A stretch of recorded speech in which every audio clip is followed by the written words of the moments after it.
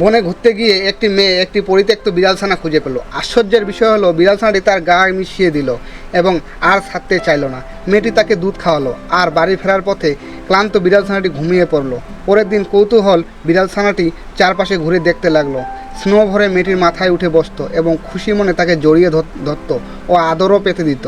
এমনকি মেয়েটির কুকুরের সঙ্গেও ভালো বন্ধুত্ব হয়ে গেল। আর মেয়েটি সাঁতার কাটতে গেলে সেও পানিতে নেমে পড়তো। মেয়েটি রান্না করার সময় বুদ্ধিমান বিড়ালছানাটি পাশে অপেক্ষা করত, কিংবা কখনো হঠাৎ খেলার ছলে তার মাথায় লাফিয়ে পড়তো।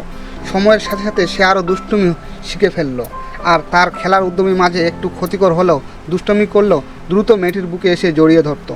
যদিও সে ছিল বন্যপ্রাণী, তবুও মানুষ ও প্রাণীর সঙ্গে ছিল কোমল আচরণ। এমনকি মাথায় কাত করে শিশুদের কাছে আসতে ইঙ্গিত দিত, যেন তারা তাকে আদর করে।